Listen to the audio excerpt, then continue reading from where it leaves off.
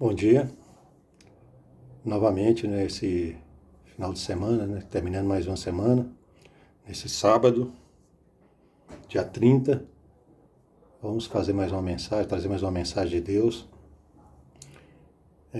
Hoje eu quero falar sobre o encontro de Jesus com os dois discípulos que estavam a caminho da cidade de Emaús, da vila de Emaús. Essa passagem está lá no livro de Lucas, capítulo 24, do versículo 13 ao 34, nós vamos acompanhando, falando versículo por versículo, e esse encontro de Jesus com os dois discípulos traz uma grande mensagem para nós cristãos. Nós vamos meditando nessa passagem.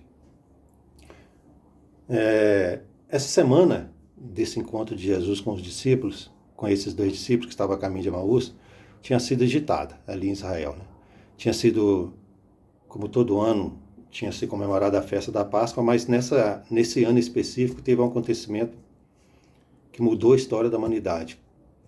Nesse ano específico, nessa Páscoa, Jesus, o verdadeiro Cordeiro de Deus, aquele sacrifício realmente agradável a Deus, foi crucificado ali em Jerusalém, lá no Gólgota, e então foi um acontecimento ímpar na história da humanidade. E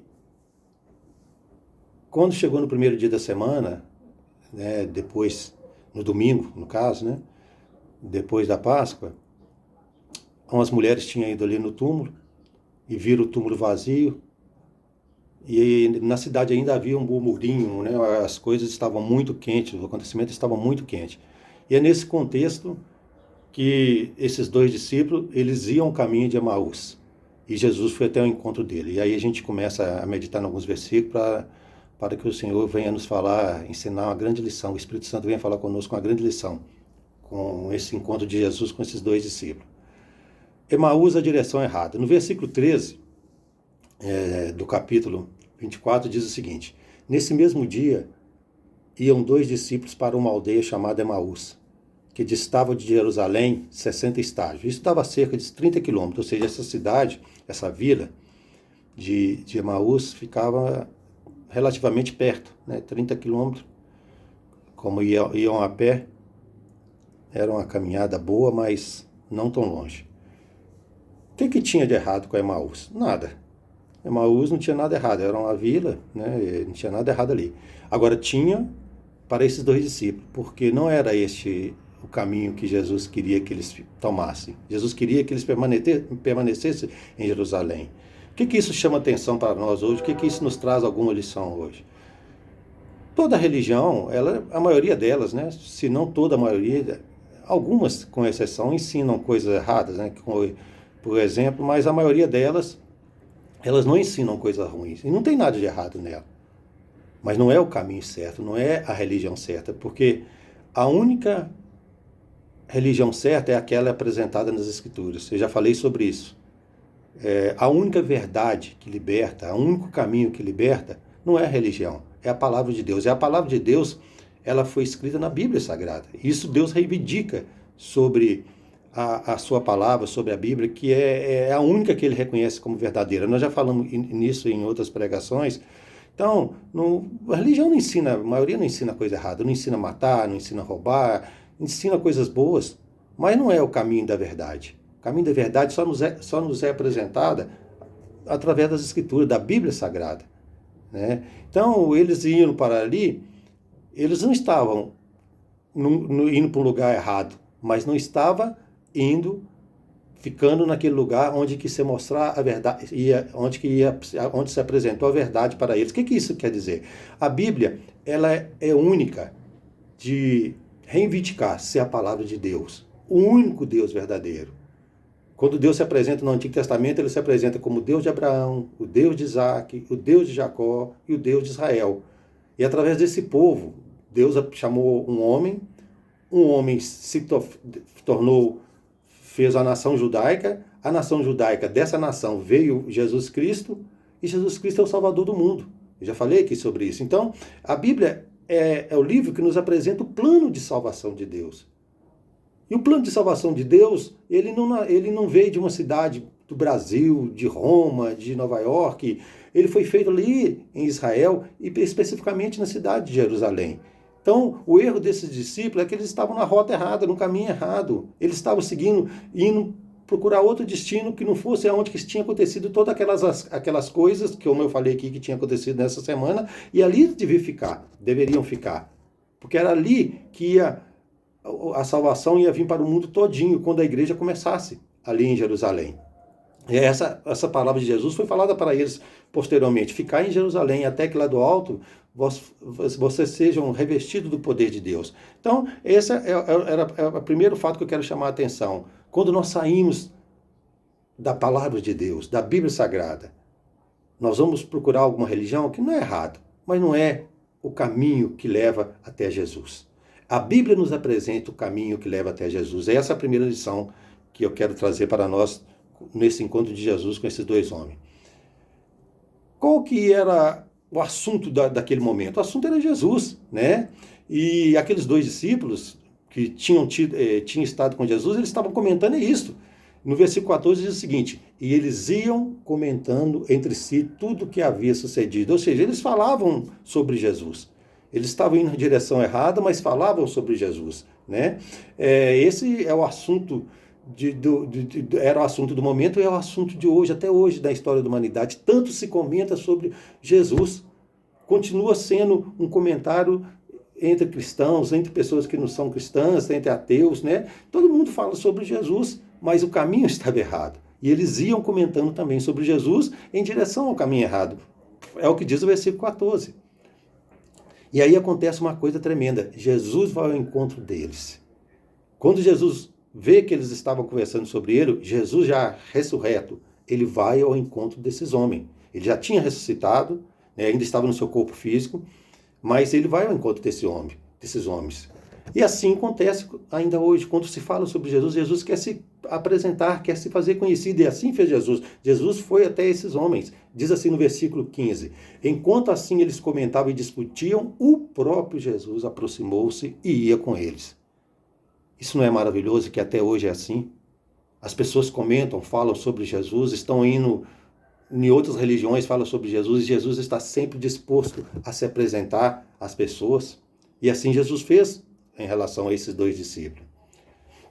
E aquele encontro, quando eles encontraram Jesus, mostrou uma coisa, que eles conheciam o Jesus da história, mas não conhecia a história de Jesus. Olha o que diz no versículo 16. Mas os olhos deles, Jesus foi até o encontro deles, nós lemos aqui no versículo 15, enquanto assim eles comentavam e discutiam, o próprio Jesus se aproximou e ia com eles, e Jesus se apresentou a eles, mas olha o que diz o versículo 16, mas os olhos deles estavam fechados, de sorte que eles não reconheceram a Jesus. Aquele encontro mostrou que aqueles dois homens, eles conheciam o Jesus da história, mas não a história de Jesus. Edmilson, o que isso tem diferença? O que isso faz a diferença? Faz uma grande diferença. O Jesus da história, que as pessoas falam, se você falar com qualquer pessoa, você conhece Jesus? Ah, conheço, já vi falar sobre ele, aquele que eles falam que morreu na cruz, ressuscitou e fundou uma nova religião, o cristianismo. Todo mundo conhece Jesus, até o ateu. Mas eles conhecem o Jesus da história, mas não conhecem a história de Jesus. Porque Jesus estava próximo àqueles dois discípulos, mas o versículo 16 diz, mas os olhos deles estavam fechados, de sorte que eles não o reconheceram. E não é assim com muitas pessoas hoje? Quem nunca ouviu falar de Jesus nesse planeta Terra? Qual religião que não faz algum comentário sobre Jesus? Qual livro religioso que não faz comentários sobre Jesus? Nós temos vários, né? No Alcorão fala sobre Jesus, no Espiritismo fala sobre Jesus, em todas as religiões, a Nova Era fala sobre Jesus, todas as religiões conhecem sobre Jesus, mas eles não conhecem o Jesus da história. Conhecem a história de Jesus, como esses dois discípulos. E esse cristianismo é trágico, porque olha o que diz no versículo 17. Nós vamos meditando do versículo nessa história de Jesus com o encontro com os dois discípulos em Emaús, que já iam para Emaús, a caminho de Emaús. Olha o que diz o versículo 17. Então, Jesus lhes pergunta, que palavras são essas que caminhando trocar entre vós? Olha bem qual é a pergunta que Jesus faz. Ele estava falando sobre Jesus, Jesus sabia que era sobre ele. Jesus apresenta e fala: o que vocês estão falando aí? Qual palavras são essas? E eles não reconheceram Jesus, e eles falam assim: eles então pararam triste. Quando você só conhece a história de Jesus, nós estamos como aqueles dois discípulos. Conhecem a história de Jesus, conhecem sobre Jesus, mas eles estão tristes, a pessoa continua triste. E esses dois discípulos continuavam tristes. Aí, no versículo 19, já pulando o versículo 18, Jesus fala assim, olha, porque você não sabe por que nós estamos tristes? Você não está vivendo aqui nessa terra? Você é um peregrino que não está vivendo nessa terra? Foi essas perguntas que eles fizeram para Jesus. Olha, você não sabe os últimos acontecimentos que teve aqui em Israel? Aí Jesus pergunta a ele, no versículo 19, a qual ele lhes perguntou, quais acontecimentos? Jesus pergunta, o que vocês estão falando? Quais acontecimentos? E eles disseram, as que dizem a respeito de Jesus, o Nazareno. Olha o que diz aqui na continuação das palavras dele, que foi profeta poderoso em obras e palavras diante de Deus e diante do povo. Esses discípulos, eles tinham visto os sinais de Jesus. Eles tinham visto o milagre que Jesus operava. Por isso eles falaram, as que dizem a respeito de Jesus, o Nazareno, que foi profeta, poderoso em obras e palavras, diante de Deus e de todo o povo. O que isso mostra para nós? Que o que liberta não é a experiência, mas sim o conhecimento. Muitas pessoas vão à igreja cristã, buscando Jesus, para ver milagres, para ver sinais, para ver prodígio. Isso Deus faz porque é necessário, quando Ele sabe que é necessário fazer, quando Ele quer fazer o milagre, quando Ele quer fazer algo poderoso. Mas isso não liberta ninguém. A prova disto é um povo que andou com Deus, andou com a proteção de Deus durante 40 anos no deserto, viram milagres tremendos na saída do Egito, viram o mar abrir, viu as pragas acontecer ali diante para humilhar Faraó, viram o milagre o tempo todo. A Bíblia diz que no deserto, durante o dia, havia uma nuvem que amanava o calor sobre a cabeça daquela multidão, e que à noite vinha uma coluna de fogo para aquecer o arraial. A Bíblia diz que essa geração andou durante 40 anos no deserto, sem padaria, sem lugar de ter água certo, e a Bíblia diz que Deus os sustentou o tempo todo com sinais e prodígios, e a maioria dessa multidão não tinha experiência com Deus. Assim também eram aqueles dois discípulos, eles haviam visto os milagres de Jesus, eles haviam visto Jesus andando sobre as águas, eles haviam visto maravilhas, Jesus ressuscitando os mortos, e não adiantavam nada. Eles só sabiam que foi um profeta em obras e palavras diante de Deus e de todo o povo, mas para eles Jesus estava morto. Eles não reconheceram Jesus. Isso prova para nós que o que liberta não é a experiência, mas o conhecimento. O que liberta não é você ver um milagre de Jesus, o que liberta é você conhecer a Jesus. Milagres mostram que Deus é Deus, só isto. Mas não te cria intimidade entre você e Deus. Esses discípulos comprovam isto. Eles andaram com Jesus, mas eles estavam interessados nos sinais, nos milagres, não no que Jesus ensinava, não no que Jesus falava, não no que Jesus os incentivava a fazer, de examinar as Escrituras. A experiência não produz uma fé que viva. Olha o que diz no versículo 21. Eles falaram, e nós esperávamos que era Ele que iria trazer a redenção a Israel. E hoje é o terceiro dia, desde que tudo aconteceu. O que eles estavam falando com Jesus? Olha, nós esperávamos que era Ele que ia ser a solução. Nós esperávamos, porque nós vimos tantos sinais e prodígios que ele havia feito diante dos nossos olhos, que nós esperávamos, agora vai resolver. Mas não é a solução. Já passou 3 dias que eles colocaram Ele naquela cruz, que eles mataram eles, que eles crucificaram Ele junto com 2 ladrões e colocaram Ele no túmulo. Já passaram 3 dias. E nada aconteceu. Milagres, sinais e prodígios, se você não tiver um conhecimento, um relacionamento com Deus, não adianta nada. A sua fé é num momento difícil, como aqueles 2 discípulos estavam passando. Era um momento difícil. Aquela pessoa que colocaram a fé deles, que eles acreditaram, para eles estava morto.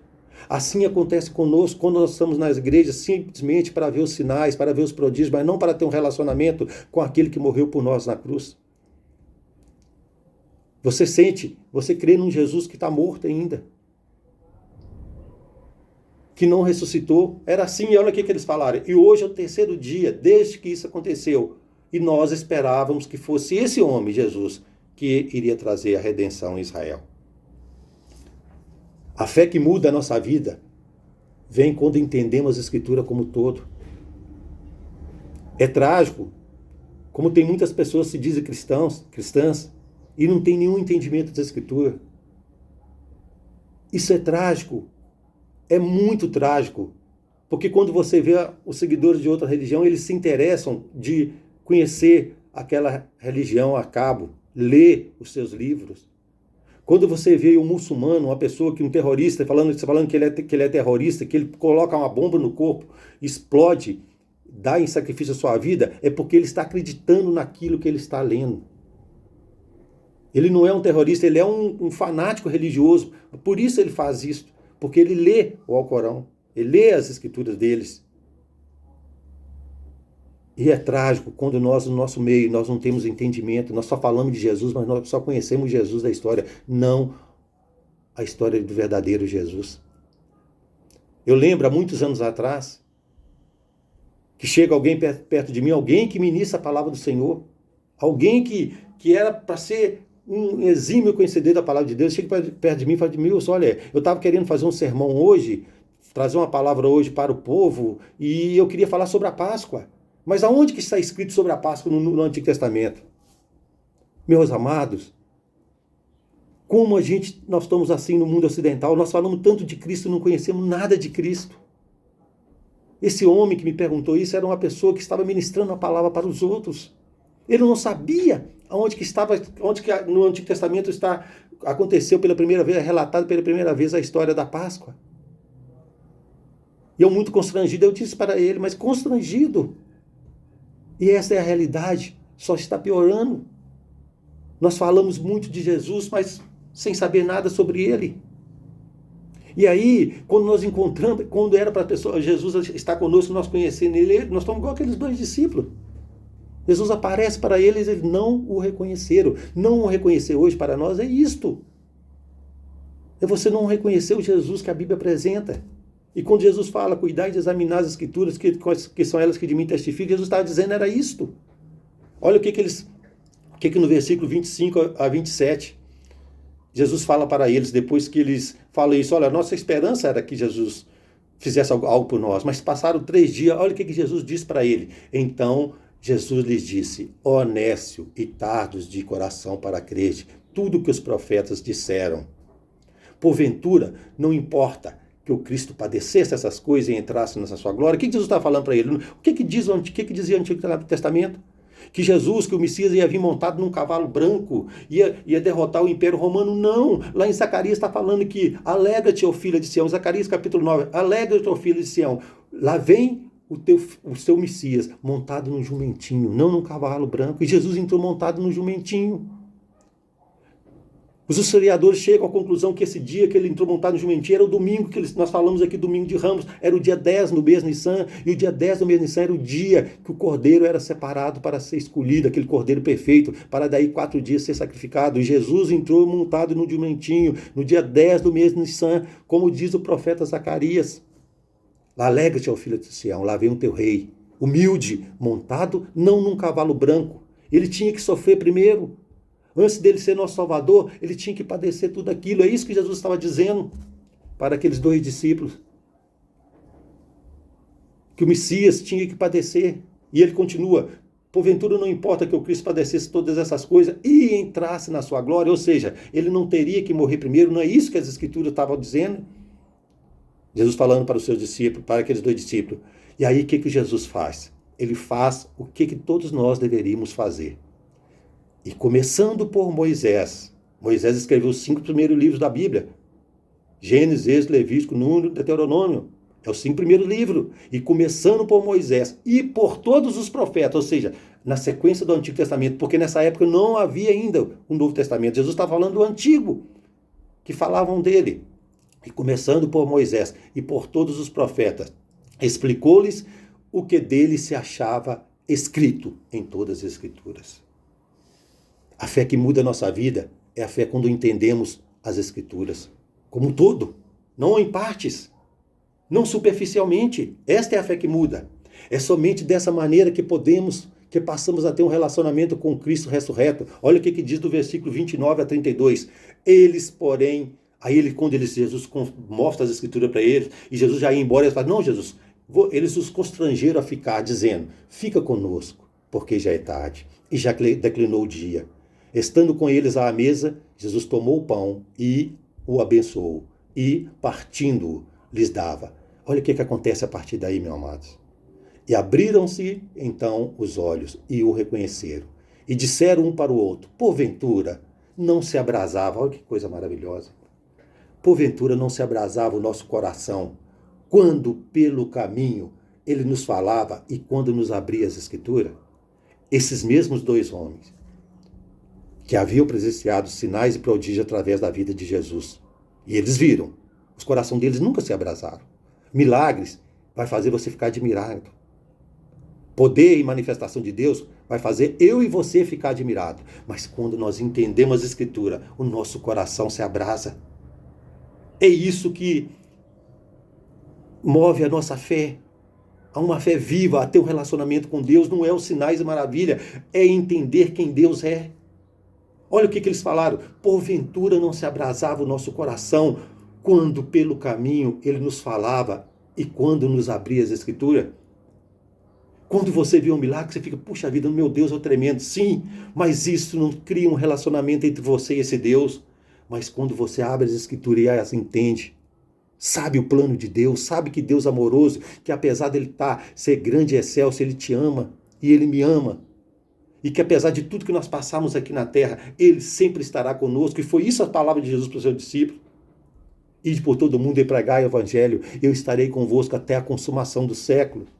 E quando você entende as Escrituras cada dia mais, a sua fé vai ficando assim, uma fé viva, que seu coração vai cada vez mais se abrasando. Isto que é o que o texto quis dizer. E é crendo dessa maneira que eu e você passamos a ser, então, discípulos de Jesus, a fazer parte da igreja de Cristo aqui na terra. A igreja não é um edifício, não é um local que você frequenta, uma denominação que você frequenta. O que Jesus falou sobre o que é a igreja? Onde estiver 2 ou 3 reunidos em meu nome, ali eu estarei. Claro que a igreja é importante, porque é ali que você tem comunhão com os irmãos, já falei isso. Mas a igreja não é edifício. A igreja é de verdadeiros discípulos que creem no Jesus bíblico, no Jesus das Escrituras. Olha o que diz no versículo 33, a partir desse encontro, desses dois que já iam para uma direção errada. Para o caminho de Emaús, as coisas estavam acontecendo ali em Jerusalém e eles já iam para o caminho de Emaús. Olha o que diz o versículo 33 e 34 para nós encerrarmos. E na mesma hora, eles levantaram-se, Jesus foi embora, eles se levantaram e voltaram para onde? Para Jerusalém. Mudaram de direção.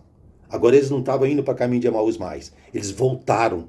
Eles não chegaram aí a caminho de Emaús, a chegar em Emaús. Eles voltaram. E encontraram quem? Reunidos 11, porque Judas já havia tirado a sua vida. Reunidos 11 e o que estava com eles, os quais também diziam, realmente, olha o que os 11 diziam, realmente o Senhor Jesus ressurgiu e apareceu a Simão. É esse o Jesus que nós cremos, o Jesus ressurreto, o Jesus das Escrituras. Mas não adianta só você falar que ele é ressurreto e não conhecer a história.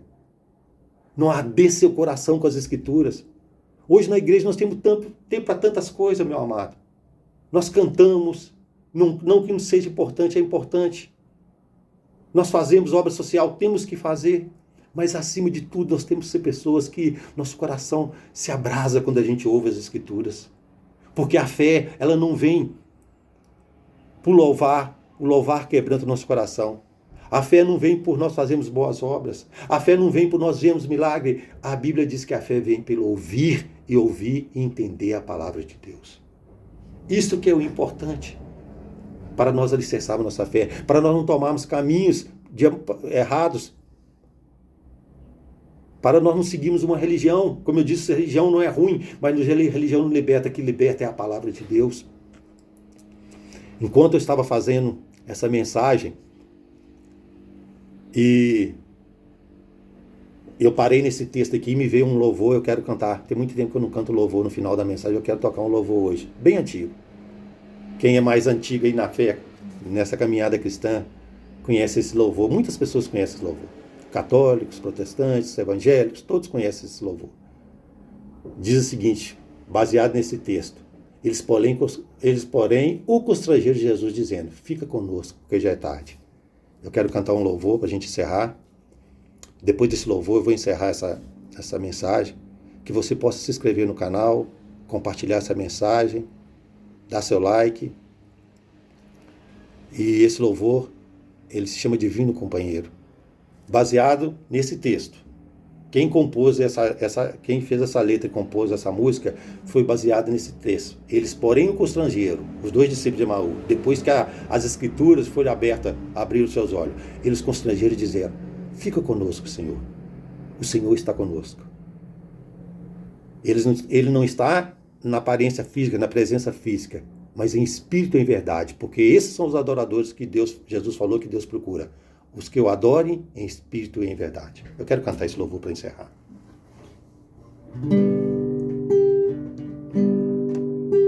Divino companheiro no caminho,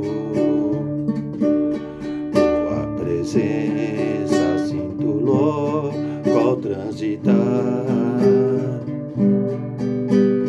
Eis que dissipaste toda a sombra, já tenho luz, a luz bendita do amor. Fica, Senhor, já se faz tarde, tens meu coração para pousar. Fazem-me morar para sempre. Fica, Senhor, meu Salvador. A sombra da noite se aproxima e nela o tentador vai chegar. Não me deixe só no caminho. Ajuda-me até chegar. Fica, Senhor, já se faz tarde. Tem, Senhor, tem meu coração para pousar.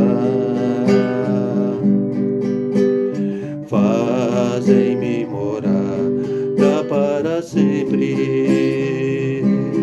Fica, Senhor, meu Salvador. Fazem-me morar para sempre. Fica, Senhor, meu Salvador. Deus te abençoe, até a próxima, e que essa palavra ela possa ter nos impactado e nos incentivado a conhecer cada vez mais as Escrituras. Ter um relacionamento cada vez mais íntimo com esse Senhor Jesus. Que Ele não possa estar ao nosso lado e nós não estamos reconhecendo Ele. Fique com Deus todos. Até a próxima.